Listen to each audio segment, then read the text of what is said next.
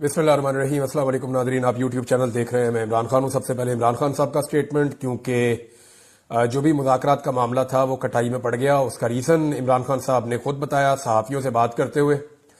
और इमरान खान साहब ने कहा कि अली अमीन गंडापुर और बैरिस्टर गौहर के ज़रिए मुझे ऑफ़र आई कि एहतजाज मुलतवी कर दें तो सब कुछ ठीक हो जाएगा। इमरान खान ने अडियाला जेल में मीडिया से बातचीत करते हुए कहा उनकी रिहाई की शर्त पूरी नहीं हुई। मैंने खुद समेत अंडर ट्रायल लोगों की रिहाई का मुतालबा किया था। जितने लोग भी अंडर ट्रायल हैं उन सबको रिहा कर दिया जाए ताकि मुज़ाकरात की संजीदगी का मालूम हो सके। इमरान खान ने कहा कि ये ऐसी डिमांड थी जो फौरी तौर पर पूरी हो सकती थी, जो उन्होंने नहीं की। मुज़ाकरात तो चलते रहते हैं, मगर ये पता चल गया कि ये सीरियस नहीं थे, ये सिर्फ एहतजाज मुलतवी करवाना चाहते थे। हमारे चार्टर ऑफ डिमांड में सब गिरफ्तार लोगों की रिहाई शामिल है। इमरान खान का कहना था कि हाई कोर्ट ने कल मेरी जमानत मंजूर की, जिसके बाद हुकूमत के पास सुनहरी मौका था कि मुझे रिहा कर देते। हाई कोर्ट जमानत मंजूर करती है और यहां पहले से तय हो जाता है कि रिहाई नहीं देनी। वाज़ेह हो गया कि हुकूमत मुझे मसरूफ करके मामले को तूल देना चाह रही थी। यानी वो जो हम पहले बात कर रहे थे कि इमरान खान साहब को धोखा दिया जा सकता है मुज़ाकरात के नाम पे कि टाइम गेन किया जाए, और यही काम गुज़िश्ता 2.5 साल से हम देख रहे हैं पाकिस्तान में किया जा रहा है। लगभग 3.25 साल होने वाले हैं। एक ही काम पाकिस्तान में किया गया है कि मामले को तूल दिया जाए, टाइम गेन किया जाए। ऐसा लगता है निजाम ये सोच रहा है कि थोड़े दिन बाद हालात ठीक हो जाएंगे, थोड़े दिन बाद हालात ठीक हो जाएंगे, बस ठीक होने ही वाले हैं, अभी बस चीजें ठीक हो जाएंगी। तो वो थोड़े थोड़े दिन करके 3.25 साल होने वाले, हालात तो ठीक नहीं हुए।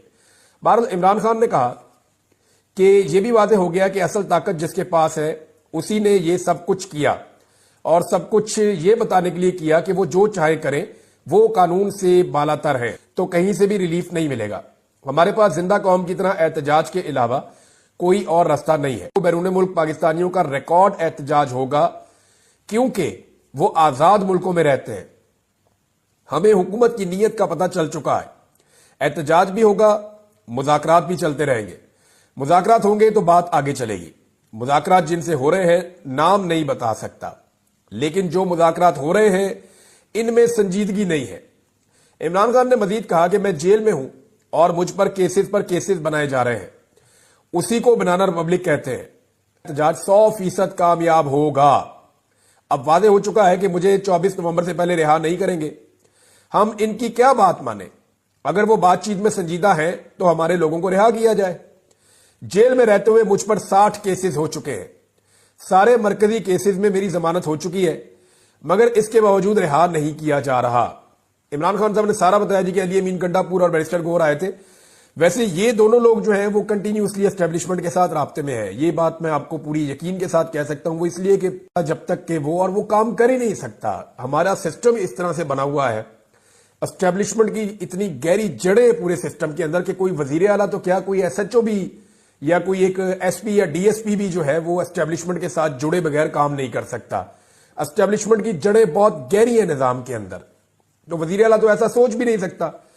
अब अलीमा खान साहिबा ने भी इसकी तस्दीक की। उन्होंने कहा जी इमरान खान साहब को मुज़ाकरात की पेश की गई, 10 दिन के लिए टाइम मांगा गया था। जो मुज़ाकरात करने वाले दूसरे लोग हैं जिन्होंने अली अमीन गंडापुर से राब्ता करके मुज़ाकरात किए या बैरिस्टर गौहर को इंफॉर्मेशन है, उन्होंने कहा जी कि 10 दिन दे दिए जाए, 10 दिन के लिए एहतजाज आप मौखर कर लें और मुज़ाकरात जो है वो फिर आगे बढ़ते जाएंगे। अब इसमें जो डायरेक्टली उनका स्टेटमेंट है वो ये है कि इमरान खान ने कहा कल मुझे उन्होंने ऑफर किया आप 10 दिन के लिए एहतजाज मुलतवी कर दें, हम बातचीत करने के लिए तैयार हैं। मैंने कहा ठीक है, पहले बेगुनाह लोगों को रिहा करो। बजाय रिहाई के मुझ पर एक नया केस बना दिया गया। इससे वादे हुआ कि ताकतवर लोग जिस वक्त चाहें आपको कैद में रख लें और जब चाहें आपको रिहा कर दें।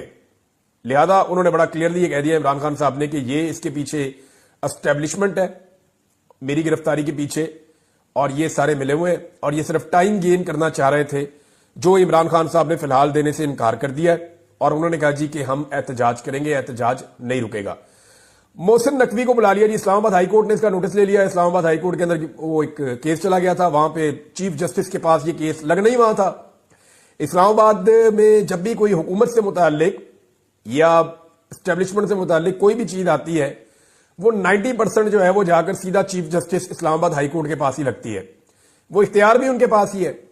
तो वो केस उनके पास जाके लग गया और उन्होंने वहां पे तलब कर लिया वजीर दाखिला को, और वजीर दाखिला का शुक्रिया भी अदा किया कि आप आए। تو وزیر داخلہ نے وہاں پہ بات چیت کی. بہرحال اب یہ کیس چل رہا ہے کہ اس احتجاج کو کیسے ٹیکل کرنا ہے. اب عدالت کے ذریعے سے کوئی حکم لینے کی کوشش کی جائے گی. بہرحال محسن نقوی نے باہر نکل کے بات چیت کی ہے اور محسن نقوی نے کہا کہ پی ٹی آئی کے ساتھ کوئی مذاکرات نہیں ہو رہے کیونکہ دھمکیوں کے ساتھ بات چیت نہیں ہو سکتی ہے. چیف جسٹس کا جو بھی آرڈر ہوگا اس کے اوپر ہم عمل درآمد کریں گے. مجھے لگتا ہے چیف جسٹس سے سخت آرڈر لے گی یہ حکومت اور اس آرڈر کو بنیاد بنا کر لوگوں کے اوپر فسطائیت، ظلم اور جبر کیا جائے گا. اب چیف جسٹس کا جو سخت آرڈر ہے وہ کس نوعیت کا ہوگا یہ ہم دیکھ لیں گے آنے والے وقت میں. اچھا، انہوں نے کہا جی کہ سوال یہ پیدا ہوتا ہے کہ صرف خاص دنوں میں پی ٹی آئی کیوں احتجاج کر رہی ہے. اب ایسے وقت میں احتجاج کی کال دی ہے جب بیلاروس کے صدر پاکستان، یار کچھ نہ کچھ تو پاکستان جو ہو ہی رہا ہوتا ہے نا. تھوڑے دن پہلے احتجاج کر رہے تھے تو آپ نے کہا تھا جی وہ جو ہے وہ ملیشیا کے وزیر اعظم آ گئے، حالانکہ وہ اس دن جا رہے تھے جس دن انہوں نے احتجاج کی کال دی تھی. اس سے تھوڑے دن پہلے جو ہے وہ آصف علی زرداری نانا بن گئے تھے. اس کے بعد جو ہے وہ نواز شریف صاحب کا بیٹا دیوا. کچھ نہ کچھ تو اس ملک میں ہو رہا ہوتا ہے. کبھی مریم نواز کی سرجری نکل آتی ہے، کبھی کچھ ہو جاتا ہے، کبھی کچھ نہ کچھ. ایک ملک ہے بھائی اتنا بڑا، تو بیلاروس کا صدر آ رہا ہے. حد ہو گئی ویسے آپ لوگوں کی. میں حیران ہوتا ہوں کہ بیلاروس کا صدر آئے گا، آگے پاکستان کا سارا قرضہ اتار کے واپس چلا جائے گا. یہ ہوگا؟ یعنی میری سمجھ سے باہر ہے. کوئی نہ کوئی تو پاکستان میں آتا ہی رہتا ہے ہر وقت. اتنا بڑا ملک ہے بھائی، 25 کروڑ اس کی آبادی ہے، ایٹمی پاور ہے دنیا کی 7ویں. تو یہاں پہ تو لوگ آئیں گے اور جائیں گے. ہم نے اپنے اندرونی معاملات کو اٹھا کے ہم کہاں پہ جا کے جوڑ دیتے ہیں.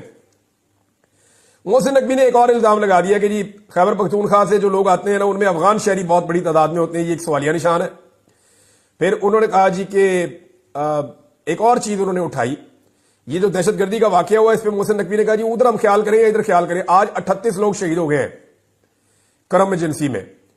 اب ہم وہاں دھیان رکھیں یا یہاں دھیان رکھیں؟ اب یہ بہت بڑا دہشت گردی کا ایک واقعہ ہوا ہے اور 38 لوگ وہاں پہ بتائے گئے ہیں. اب تک کی اطلاع کے مطابق جو شہید ہو گئے ہیں، گاڑیوں کے اوپر اندھادھند فائرنگ کی گئی ہے.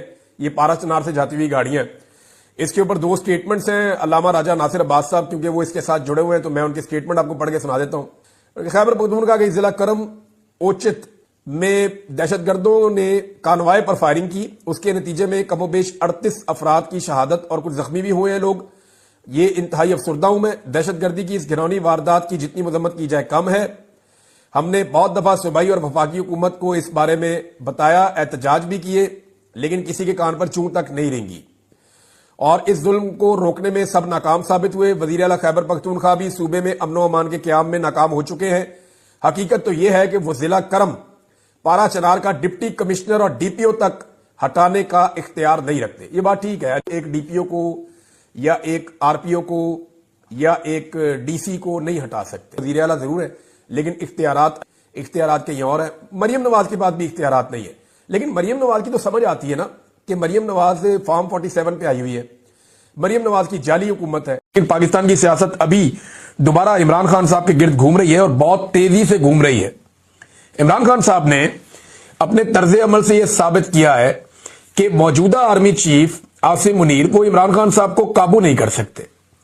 گو کہ ان کے پاس عہدہ بہت بڑا ہے، وہ پاکستان کے آرمی چیف ہے، سیاہ اور سفید کے مالک بنے ہوئے ہیں.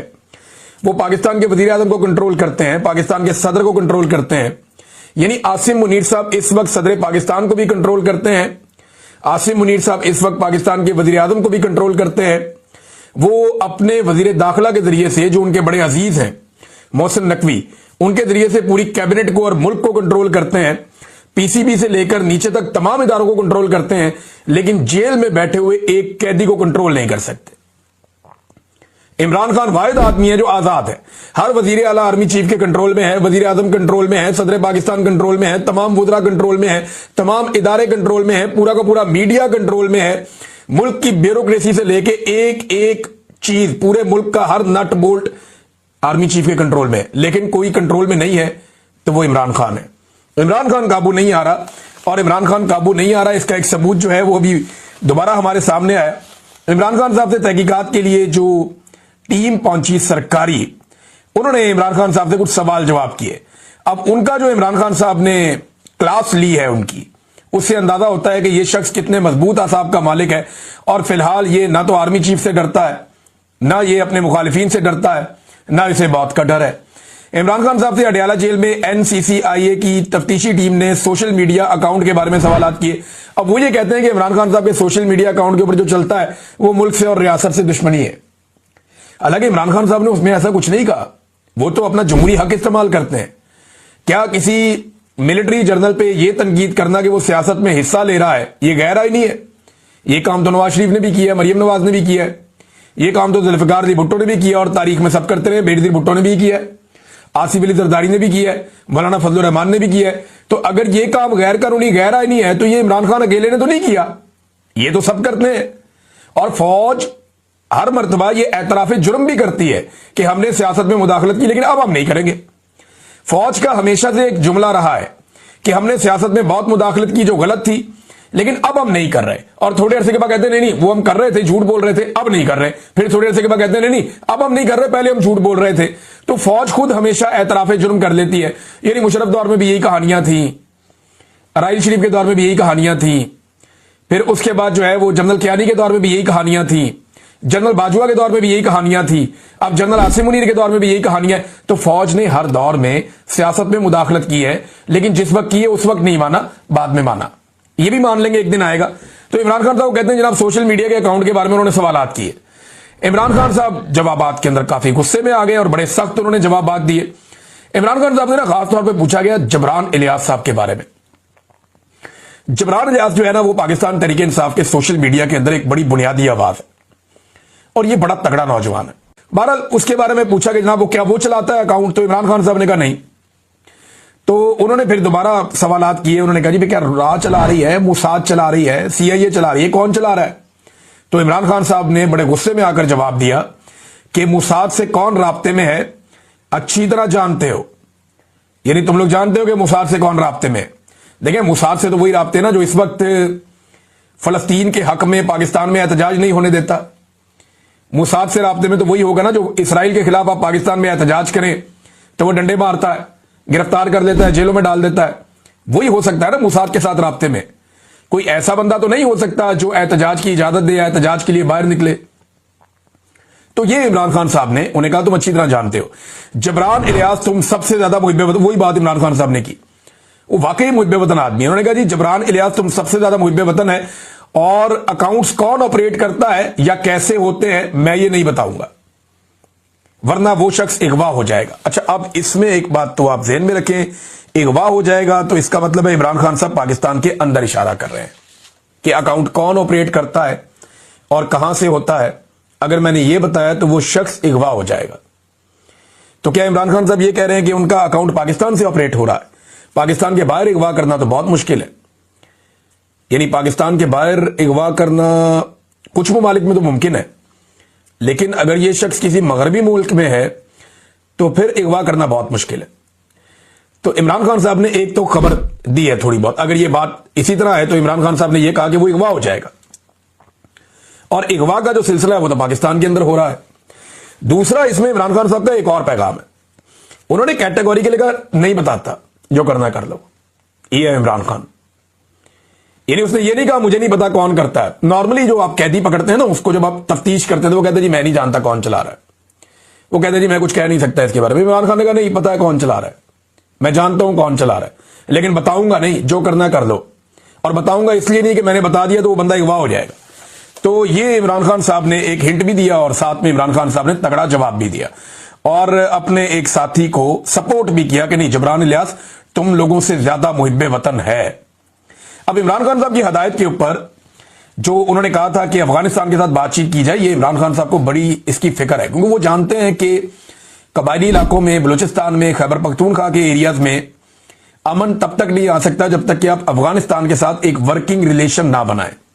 آپ کو افغانستان کی گورنمنٹ, وہاں کی عوام کو انوالو کرنا پڑے گا, قبائلی علاقے کے جو عمائدین ہیں یا لوگ ہیں انہیں انوالو کرنا پڑے گا اور پھر آپ کی حکومت بیٹھ کے ان کے ساتھ بات چیت کرے تو یہ مسئلہ حل ہوگا. تو علیمہ خان نے کہا کہ یہ ڈرے ہوئے ہیں, یہ دباؤ ڈال رہے ہیں کہ عمران خان معافی مانگے. عمران خان کیوں معافی مانگے؟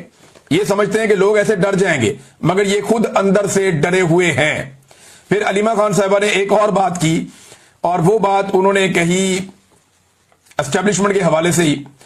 انہوں نے کہا جی کہ اسٹیبلشمنٹ عمران خان سے ڈرتی ہے. اسٹیبلشمنٹ میں جرت نہیں ہے کہ جا کر عمران خان سے ملاقات کرے.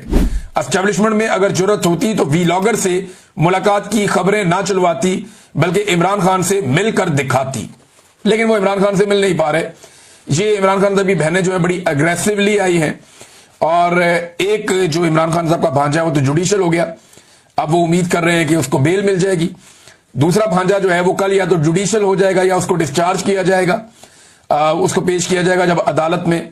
تو یہ شیر شاہ والا معاملہ تھا, میں نے آپ کے سامنے رکھ دیا. ایک ناظرین جو مسئلہ ایک پھنسا ہوا ہے نا, جہاں پاکستان کی اسٹیبلشمنٹ کی بھی گچھی پھنسی ہوئی ہے, وہ معاملہ آرمی چیف کی ایکسٹینشن والا ہے.